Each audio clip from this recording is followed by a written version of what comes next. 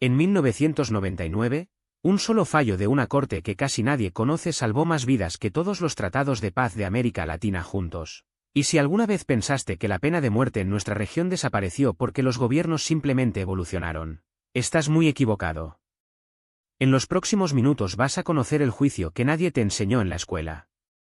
El que enfrentó a un pequeño tribunal de 7 jueces contra las leyes de 20 países. Y ganó. Pero hay un detalle que casi ningún historiador menciona. Un artículo de apenas 3 párrafos que se convirtió en el arma más poderosa contra la pena de muerte en todo el continente. Te lo voy a explicar al final, y cuando lo entiendas, vas a ver la justicia latinoamericana con otros ojos. Primero necesitas entender qué tan oscuro era el panorama antes de que todo cambiara. La pena de muerte llegó a América Latina con los conquistadores. Durante 300 años de colonia, las ejecuciones públicas eran espectáculo y advertencia. Ahorcamientos, garrotes, fusileros. El mensaje era claro, el poder del Estado sobre la vida era absoluto.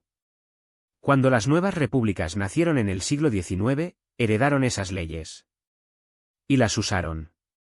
No solo contra asesinos y violadores. También contra disidentes políticos. Contra periodistas incómodos. Contra cualquiera que amenazara el orden establecido. Pero lo peor vendría después. Durante el siglo XX, las dictaduras militares del Cono Sur y Centroamérica convirtieron la pena de muerte en una herramienta de terror sistemático. En Argentina, Chile, Brasil, Uruguay, Guatemala, El Salvador, miles de personas fueron ejecutadas. Algunas con juicio. Muchas sin él. Desaparecidas en la noche, arrojadas al mar desde aviones, enterradas en fosas comunes que todavía hoy seguimos descubriendo. Y aquí viene algo que pocos mencionan. Mientras las dictaduras mataban en secreto, en la superficie el debate sobre la pena de muerte seguía vivo. Cada vez que un crimen atroz sacudía a la opinión pública, el clamor regresaba. Los feminicidios. Los secuestros. El narcotráfico. La gente exigía mano dura. Exigía la pena máxima. ¿Alguna vez te preguntaste por qué en México, con toda la violencia del narco, nunca se reinstauró la pena de muerte? Si esto ya te resulta familiar, sigue viendo porque lo que viene es más revelador. Justo cuando parecía que la pena de muerte iba a regresar con más fuerza que nunca, apareció algo inesperado. Lo que voy a contarte ahora cambió las reglas del juego para siempre. El 22 de noviembre de 1969, en San José de Costa Rica, representantes de los países americanos firmaron un documento que parecía uno más de tantos tratados internacionales. Se llamaba Convención Americana sobre Derechos Humanos. También conocido como el Pacto de San José. Nadie imaginó que ese papel iba a transformar la justicia de todo un continente. Enterrado en sus páginas estaba el artículo 4. El derecho a la vida. Y sus restricciones eran claras. Los países que habían abolido la pena de muerte no podían restablecerla. Los que aún la tenían no podían extenderla a nuevos delitos. No se podía aplicar a menores de edad, a mayores de 70 años, ni a mujeres embarazadas. Y lo más importante, se alentaba a todos los estados a avanzar hacia su abolición total. Pero un tratado sin dientes es solo papel. Por eso, 10 años después, en 1979, nació la Corte Interamericana de Derechos Humanos. Un tribunal con sede en Costa Rica. 7 jueces. Elegidos por los Estados miembros de la OEA. Con el poder de juzgar casos y emitir sentencias vinculantes. Un tribunal. 7 jueces. Y el poder de reescribir las leyes de naciones enteras. La mayoría de latinoamericanos no sabe que este tribunal existe. Pero sus decisiones han afectado directamente las vidas de millones de personas. Desde víctimas de tortura hasta comunidades indígenas. Desde periodistas perseguidos hasta condenados a muerte. Más del 95% del territorio latinoamericano hoy está libre de la pena de muerte. No por coincidencia. Por diseño. Pero firmar un tratado es una cosa.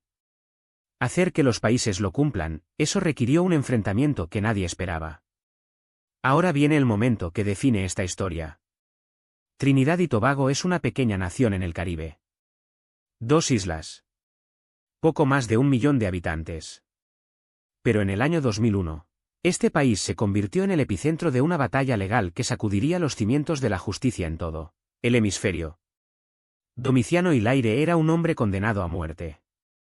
Su caso llegó a la Corte Interamericana con una pregunta que parecía técnica pero era explosiva. ¿Puede un país aplicar la pena de muerte de forma obligatoria?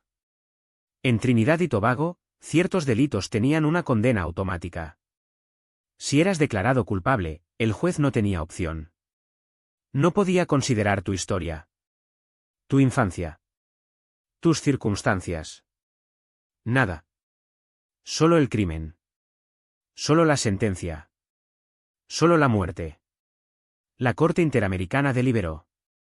Y su veredicto fue demoledor. La pena de muerte obligatoria viola el derecho a la integridad personal. Es un trato cruel, inhumano y degradante. Porque al negar la individualización de la pena, se niega la humanidad misma del condenado. Trinidad y Tobago reaccionó con furia. Se retiró de la Convención Americana. Pero el precedente ya estaba establecido. Y ese precedente se extendió como una onda expansiva por todo el Caribe anglófono. Jamaica, Guyana, Barbados. Todos tuvieron que revisar sus leyes de pena de muerte. Un solo caso. Un solo fallo. Innumerables vidas salvadas. Pero este caso fue solo el principio. Lo que vino después fue todavía más audaz.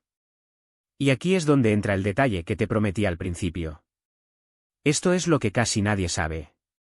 En 1999, 2 años antes del caso Hilaire, México hizo algo inusual. No presentó un caso criminal ante la Corte Interamericana. Presentó una pregunta. Una opinión consultiva.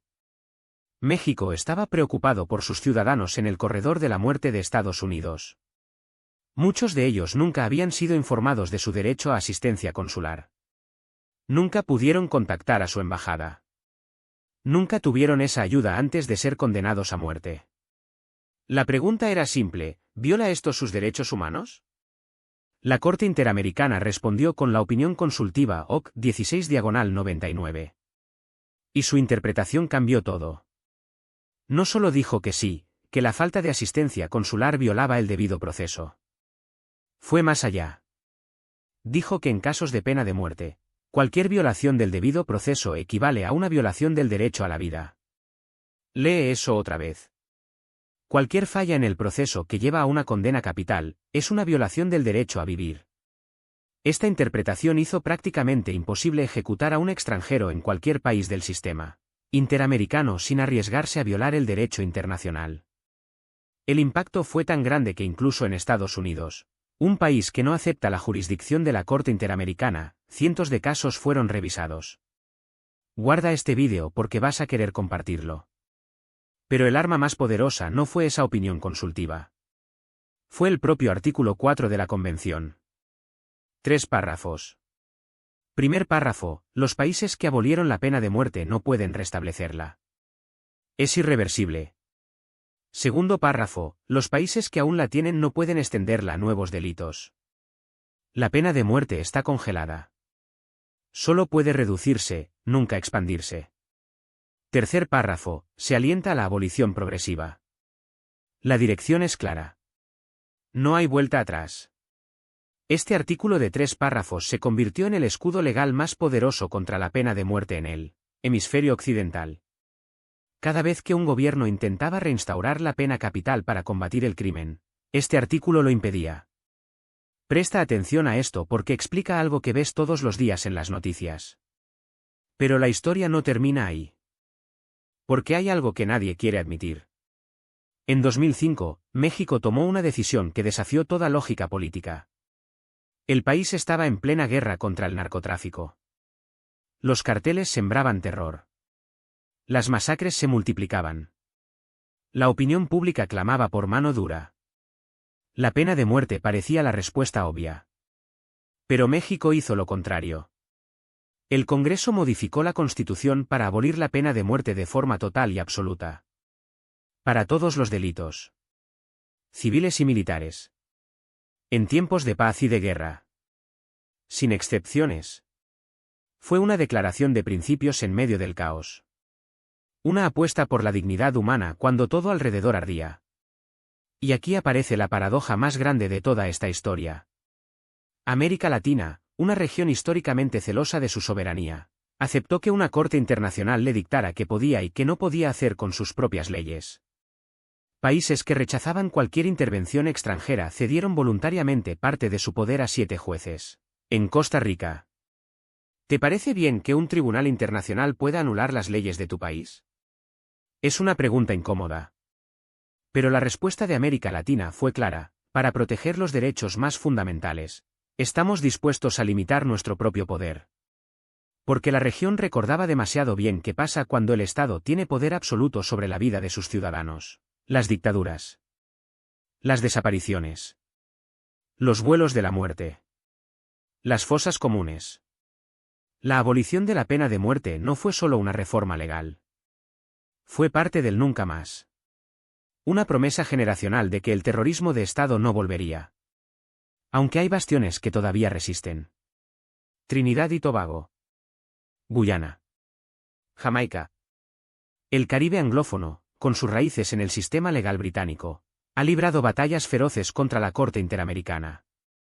Algunos países se han retirado de la Convención. Otros simplemente ignoran las sentencias. Pero incluso ahí, la presión internacional y los precedentes legales han hecho que las ejecuciones sean cada vez más raras.